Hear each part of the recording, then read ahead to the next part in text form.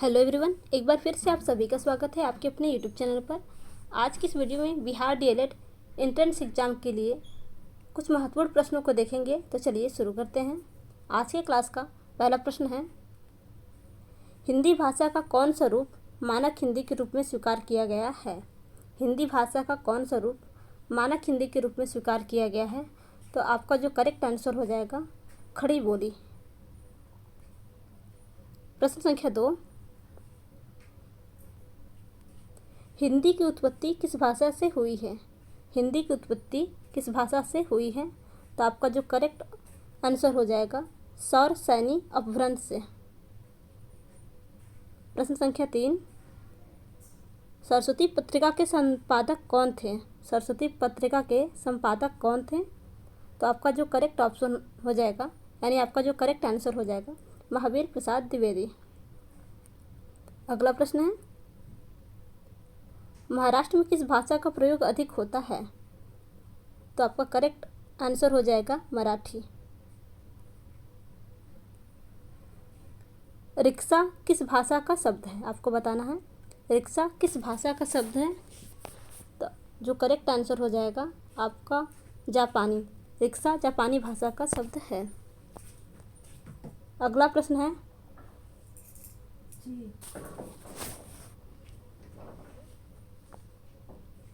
प्रश्न है, हिंदी भाषा की लिपि है। तो आपका करेक्ट आंसर हो जाएगा देवनागरी लिपि। हिंदी वर्णमाला में वर्डों की कुल संख्या है। हिंदी वर्णमाला में वर्डों की कुल संख्या है। तो करेक्ट आंसर हो जाएगा 52। अगला प्रश्न है, वर्णमाला में कितने स्पर्श संघर्षी भी कहा जाता है? वर्णमाला में किसे स्पर्श संघर्षी भी कहा जाता है? तो आपका जो करेक्ट ऑप्शन होगा, यानी आपका जो करेक्ट आंसर हो जाएगा च वर्ग को। अगला प्रश्न है, धर्मशाला रचना के आधार पर किस शब्द के भेद में आता है? धर्मशाला रचना के आधार पर किस शब्द भेद में आता है? तो आपका करेक्ट आंसर हो जाएगा यौगिक। अगला प्रश्न है, मुगल किस भाषा का शब्द है? तो आपका आंसर तुर्की करेक्ट हो जाएगा। मुगल तुर्की भाषा का शब्द है। अगला प्रश्न है, व्यायाम में कौन सी संधि है? तो आपका करेक्ट आंसर हो जाएगा यड़ संधि। अलंकार शब्द का पर्यायवाची होगा। तो आपका करेक्ट आंसर हो जाएगा आभूषण। अगला प्रश्न है, जो विज्ञान जानता है के लिए एक शब्द। तो जो विज्ञान जानता है उसे वैज्ञानिक कहते हैं। घुमक्कड़ शब्द में प्रयुक्त प्रत्यय क्या है? आपको बताना है घुमक्कड़ में कौन सा प्रत्यय है। तो आपका अक्कड़ प्रत्यय है। अगला प्रश्न है, दोहा और चौपाई कैसे छंद हैं? तो आपका करेक्ट आंसर हो जाएगा मात्रिक छंद। दोहा और चौपाई मात्रिक छंद हैं। कामायनी किसकी रचना है? तो आपका करेक्ट आंसर हो जाएगा जयशंकर प्रसाद की। अगला प्रश्न है,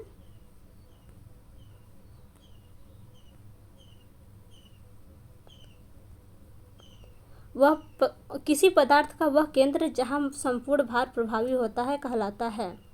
किसी पदार्थ का वह केंद्र जहाँ संपूर्ण भार प्रभावी होता है कहलाता है गुरुत्व केंद्र। डेसिबल किसे मापने में प्रयोग किया जाता है? डेसिबल किसे मापने में प्रयोग किया जाता है? तो आपका करेक्ट आंसर हो जाएगा वातावरण में ध्वनि। निकट दृष्टि दोष को दूर करने के लिए किस लेंस का प्रयोग किया जाता है? निकट दृष्टि दोष दूर करने के लिए किस लेंस का प्रयोग किया जाता है? तो आपका अवतल लेंस करेक्ट हो जाएगा। अगर यही क्वेश्चन पूछता कि दूर दृष्टि दोष को दूर करने के लिए किस लेंस का प्रयोग करते हैं, तो आपका उत्तल लेंस हो जाता। अगला प्रश्न है, निकट आती किसी रेलगाड़ी की सीटी की आवृत्ति या तीक्ष्णता बढ़ जाती है, ऐसा किस कारण से होता है? निकट आती किसी रेलगाड़ी की सीटी की आवृत्ति या तीक्ष्णता बढ़ जाता है, ऐसा किस कारण से होता है? तो आपका डॉपलर प्रभाव के कारण से होता है। अगला प्रश्न है, नाभिकीय रिएक्टर में नियंत्रक के रूप में किसका प्रयोग होता है? नाभिकीय रिएक्टर में नियंत्रक के रूप में किसका प्रयोग होता है? तो आपका करेक्ट आंसर हो जाएगा भारी जल का। अगला प्रश्न है, बिजली के बल्ब का फिलामेंट किस तत्व का बना होता है? बिजली के बल्ब का फिलामेंट किस तत्व का बना होता है? तो आपका करेक्ट आंसर हो जाएगा टंगस्टन। अगला प्रश्न है, एक समान वृत्तीय गति में क्या होता है? तो चाल और वेग दोनों चर रहते हैं। अगला प्रश्न है, डबल रोटी बनाने में प्रयोग किए जाने वाले बेकिंग पाउडर क्या होता है? आपको बताना है डबल रोटी बनाने में प्रयोग किए जाने वाले बेकिंग पाउडर का क्या नाम है? तो आपका सोडियम बाइकार्बोनेट करेक्ट हो जाएगा। अगला प्रश्न है, डायनामाइट बनाने में किस द्रव का प्रयोग किया जाता है? तो आपका जो करेक्ट आंसर हो जाएगा नाइट्रोग्लिसरीन। अगला प्रश्न है, सोना किस अम्ल में घुलता है? सोना किस अम्ल में घुलता है? तो आपका करेक्ट आंसर हो जाएगा अम्लराज में। अगला प्रश्न है, वनस्पति घी के निर्माण में कौन सी गैस प्रयुक्त होती है? वनस्पति घी के निर्माण में कौन सी गैस प्रयुक्त होती है? तो आपका हाइड्रोजन गैस करेक्ट हो जाएगा। अगला प्रश्न है, प्राकृतिक रबर किसका बहुलक है? तो प्राकृतिक रबर आइसोप्रोपिन का बहुलक है। अगला प्रश्न है, जल की कठोरता किस प्रकार दूर की जाती है? तो जल में सोडियम कार्बोनेट को डालकर। पेंसिल में प्रयुक्त कार्बन है तो आपका ग्रेफाइट करेक्ट हो जाएगा। अगला प्रश्न है, कोशिका की आत्महत्या की थैली कहलाता है? कोशिका की आत्महत्या की थैली कहलाता है लाइसोसोम। अगला प्रश्न है, पाचन क्रिया में प्रोटीन निम्नलिखित में से किस पदार्थ में बदल जाते हैं? पाचन क्रिया में प्रोटीन निम्नलिखित में से किस पदार्थ में बदल जाते हैं? तो आपका अमीनो अम्ल करेक्ट हो जाएगा। अगला प्रश्न है, हीमोग्लोबिन का कार्य है ऑक्सीजन ले जाना। मनुष्य के मस्तिष्क का सबसे बड़ा भाग है। तो आपका करेक्ट आंसर हो जाएगा प्रमस्तिष्क। संकुचनशील ऊतक के नाम से जाना जाता है। तो आपका करेक्ट आंसर पेशी हो जाएगा। पत्तियों द्वारा निर्मित भोजन को पौधों के अन्य भाग में पहुंचाता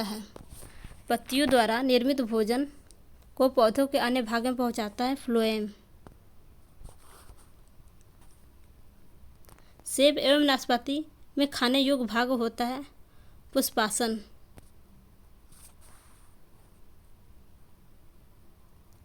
बिहार में तुर्क सत्ता का संस्थापक कौन था? तो करेक्ट आंसर हो जाएगा बख्तियार खिलजी। अगला प्रश्न है, भारत छोड़ो आंदोलन कब शुरू किया गया था? तो भारत छोड़ो आंदोलन 1942 में शुरू किया गया था। जीएसटी का अभिप्राय है, तो जीएसटी को हम लोग गुड सर्विस टैक्स कहते हैं। जीएसटी का अभिप्राय क्या है? तो आपका हो जाएगा वस्तु एवं सेवा कर। अगला प्रश्न है, किस पार्टी की सरकार ने 1978 में एक दूसरे पिछड़ा आयोग के गठन की घोषणा की? किस पार्टी की सरकार ने 1978 में एक दूसरे पिछड़ा आयोग के गठन की घोषणा की? तो जनता पार्टी। अगला प्रश्न है, भारतीय संविधान के अनुच्छेद 5 से 11 अनुच्छेद निम्नलिखित में से किस पहलू से संबंधित है? तो आपका करेक्ट आंसर हो जाएगा भारत की नागरिकता से। अगला प्रश्न है, अर्थ एवं सांख्यिकी पटना द्वारा किस पत्रिका का प्रकाशन किया जाता है? अर्थ एवं सांख्यिकी पटना द्वारा किस पत्रिका का प्रकाशन किया जाता है? तो आपका करेक्ट आंसर हो जाएगा सांख्यिकी दर्पण का। अगला प्रश्न है, किस राज्य में विधानसभा सदस्यों की संख्या सबसे अधिक है? किस राज्य में विधानसभा सदस्यों की संख्या सबसे अधिक है? तो उत्तर प्रदेश। मगध पर शासन करने वाला प्रथम शासकीय वंश कौन सा था? तो हर्यक वंश हो जाएगा। अगला प्रश्न है, हरित क्रांति से किस भारतीय प्रधानमंत्री का नाम जोड़ा जाता है? तो आपका करेक्ट आंसर लाल बहादुर शास्त्री हो जाएगा। बिहार में सबसे पुरानी नहर प्रणाली है? बिहार में सबसे पुरानी नहर प्रणाली है तो सोन नहर।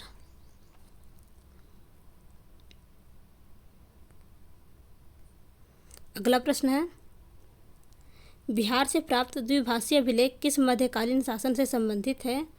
बिहार से प्राप्त पहले द्विभाषीय अभिलेख किस मध्यकालीन शासन से संबंधित है? तो शेरशाह करेक्ट हो जाएगा। अगला प्रश्न है, बिहार रिसर्च सोसाइटी की स्थापना हुई? बिहार रिसर्च सोसाइटी की स्थापना हुई तो वर्ष 1915 में। सो फ्रेंड्स, अगर आपको आज की वीडियो हेल्पफुल लगी हो तो वीडियो को लाइक तथा चैनल को सब्सक्राइब करना न भूलिएगा। धन्यवाद।